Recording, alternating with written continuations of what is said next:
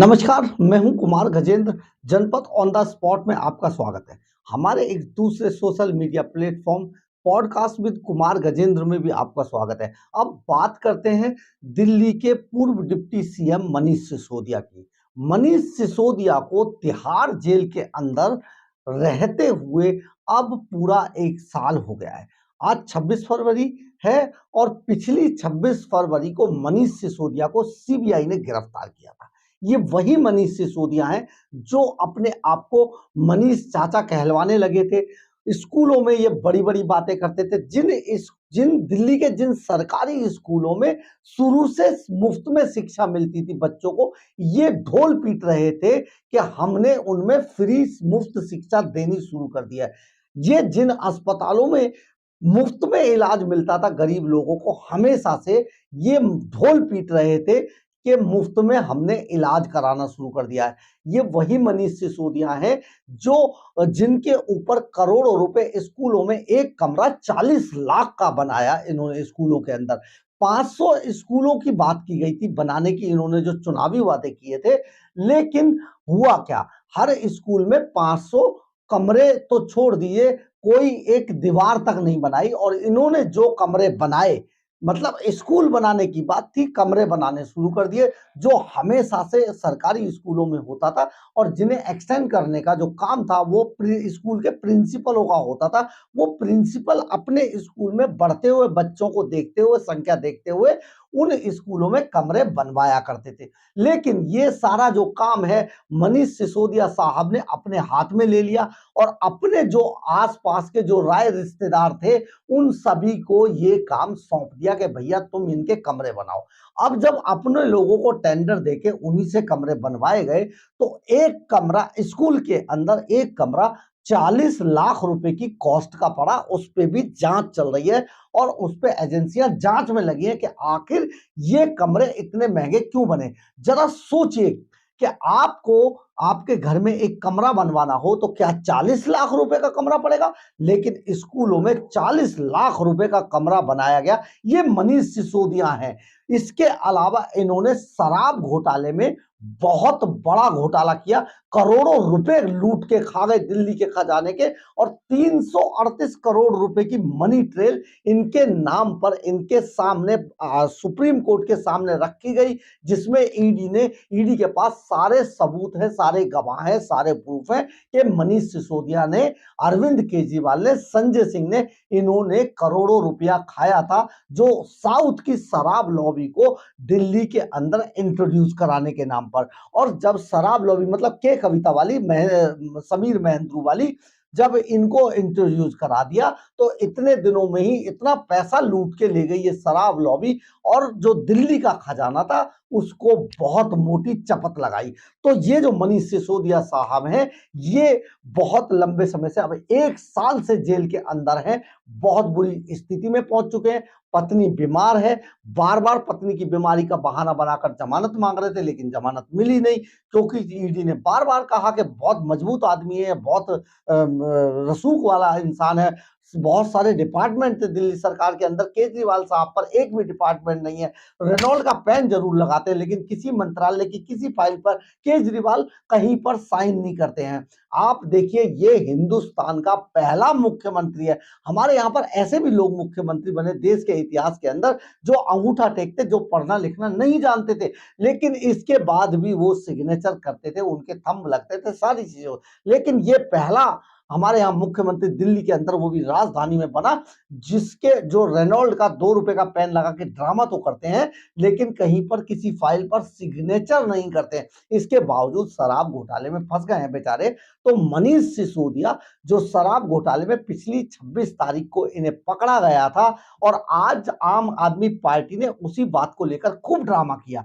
सौरभ भारद्वाज साहब ने एक प्रेस कॉन्फ्रेंस की जिसमें कहा, इन्हें बहुत बड़ा क्रांतिकारी बता दिया और इन्होंने कहा कि ये तो जनक है शिक्षा के, है ना। इसके बाद जो आतिशी मार्लेनो है, एक दूसरी जो नंबर 2 पर है इस टाइम पर, उन्होंने कहा देखिए उनको सजा मिल रही है, किस तरीके से उनको जेल में रखा हुआ है, आज तक नहीं हुआ है, भारतीय जनता पार्टी की गंदी राजनीति के कारण हुआ। लेकिन ये नहीं बताया कि जो 338 करोड़ रुपए का मनी ट्रेल था उसका क्या होगा। दरअसल है क्या कि बार-बार इनको ऐसा लगता है कि अगर पैसा बरामद नहीं हुआ तो कोई सबूत नहीं मिला, जबकि ऐसा नहीं है। डिजिटली बहुत बड़े सबूत हैं कि पैसे का लेन-देन हुआ था, पैसा इधर से उधर हुआ था, ये फर्जी ईमेलों पे काम हुआ था, इनके कंप्यूटर लैपटॉप से बहुत सारी चीजें बरामद हुई हैं।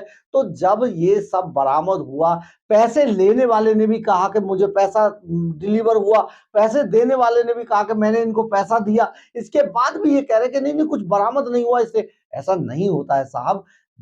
अगर बेशक कोई चीज बरामद ना हो, लेकिन इसका मतलब ये तो नहीं है कि ये काम हुआ नहीं।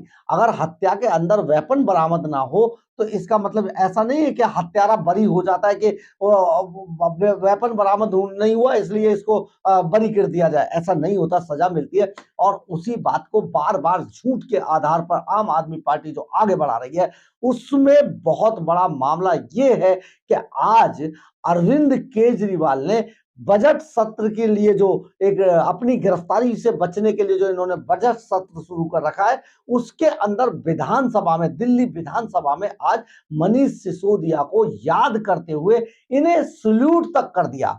मनीष सिसोदिया को याद करते हुए इन्हें सल्यूट तक कर दिया। और जो अरविंद केजरीवाल ने कहा कि ये जो लगता था कि मनीष सिसोदिया एक दो दिन में लौट आएंगे, लेकिन आज एक साल हो गया है 26 फरवरी को। तो 26 फरवरी से एक साल हो गया। मनीष सिसोदिया क्रांतिकारी थे हमारे और हम उनको सैल्यूट करते हैं। और यही बात आज जो आम आदमी पार्टी का आधिकारिक सोशल मीडिया हैंडल है उससे भी यही बात कही गई। भारत में, भारत को देखिए क्या वर्डिंग देखिए इनकी साहब की, कि भारत को दुनिया के सबसे बड़े अखबार के फ्रंट पेज पे पहुंचाने वाले मनीष सिसोदिया को किस तरीके से जेल में रखा है। क्रांतिकारी का दूसरा घर जेल होता है। और इसके बाद उन्होंने सलूट तक कर दिया मुख्यमंत्री साहब ने। ये सब जो अरविंद केजरीवाल ड्रामा कर रहे हैं, खुद ही मनीष सिसोदिया को फंसवाया, खुद ही सत्येंद्र जैन को फंसवाया, जो नंबर 2 पे आया वो तिहाड़ जेल पहुंचाया। उसके बाद ये ड्रामा दिखाने के लिए किया कि देखिए मैं कितना तुम्हारे लिए सोच रहा हूं, ताकि ये इनके खिलाफ मुंह ना खोल दें। संजय सिंह मुंह खोल सकते थे, उन्हें राज्यसभा पहुंचा दिया तिहाड़ जेल से ही। देखिए ये जो ड्रामा कर रहे हैं अरविंद केजरीवाल, इसके बाद राजघाट पर जाकर ड्रामा करने की पूरी राजनीति रची गई, पूरी एक प्रक्रिया चालू कर दी गई, जैसे मनीष सिसोदिया को ये लगे, ताकि देखिए तुम्हें कितना माना जा रहा है, कितना आगे बढ़ाया जा रहा है। जबकि मनीष सिसोदिया तिहाड़ जेल के अंदर रहते हुए बार बार तरह तरह के ड्रामेबाजी करके बाहर निकलने की जुगाड़ लगा रहे थे, जो उनके साथ नहीं हो पाया है। लेकिन आगे भी अभी उन्हें बहुत लंबे तिहाड़ जेल के अंदर रहना है, क्योंकि उनके खिलाफ बहुत सारे पुख्ता सबूत हैं। संजय सिंह और मनीष सिसोदिया के खिलाफ अभी उनका बाहर आना असंभव है। लेकिन आम आदमी पार्टी ने आज उन्हें एक क्रांतिकारी ठहरा दिया। ये ऐसा क्रांतिकारी है जो देश के पैसे को लूट के खा गया, जो दिल्ली के खजाने के पैसे को लूट के खा गया। और ये क्रांतिकारी हैं। कैसे क्रांतिकारी है, इनका जो अली बाबा है वो खुद ऐसा है, जो आया था कभी खंभों पर चढ़कर बिजली काटने, पानी के बिल, आज पानी के बिलों पर खुद ही पानी के बिल रेज किए, खुद ही गलत मीटर लगवा दिए, खुद ही सब कुछ कर दिया, खुद ही गलत ठेकेदारों को ठेके दे दिए, और आज खुद ही उन पानी के बिलों पर राजनीति कर रहा है। तो ये जो अली बाबा है, इसके ये 40 चोर फंसे हुए हैं तिहाड़ के अंदर। लेकिन तिहाड़ इनके ऊपर किसी भी तरीके से कोर्ट इन पर नरमी बरतने वाला नहीं है, क्योंकि कानून के मुताबिक जो पीएमएलए का जो कानून है उसमें किसी भी तरीके की जमानत मिलना असंभव है। और ये जो चोर हैं, इन्होंने जो खजाना लूटा है, इन पर पीएमएलए एक्ट के तहत कार्रवाई की गई है। और इनके खिलाफ बहुत सारी पूरी चेन है कि जो इनके खिलाफ जाती है। वो सीसीटीवी फुटेज है, वो इनके फोन की लोकेशंस हैं, वो पैसे लेने वालों ने कहा कि हमने लिए, पैसे देने वालों ने भी कहा कि हमने पैसे दिए। गोवा चुनाव के अंदर पैसा लगाया गया, 100 करोड़ रुपया लिया गया साउथ की लॉबी से। उसके बाद भी ये कहते हैं हमारे क्रांतिकारी हैं और हम गलत हैं।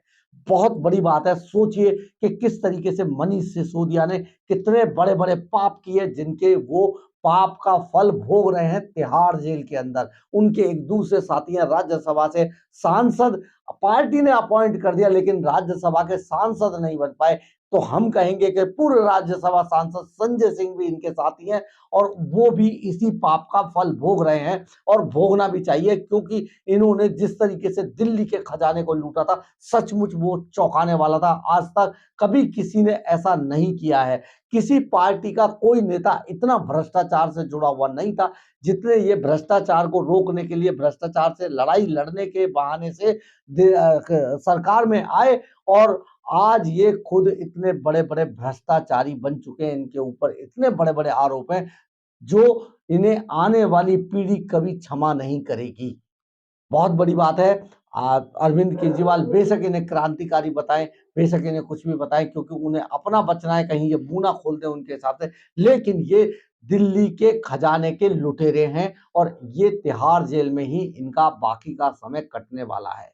अगर आपको हमारी खबर अच्छी लगी हो तो आप इसे लाइक, सब्सक्राइब और शेयर जरूर कीजिएगा। कमेंट्स बॉक्स में अपनी राय जरूर लिखिएगा, इससे हमें ऊर्जा मिलती है। जय हिंद, जय भारत।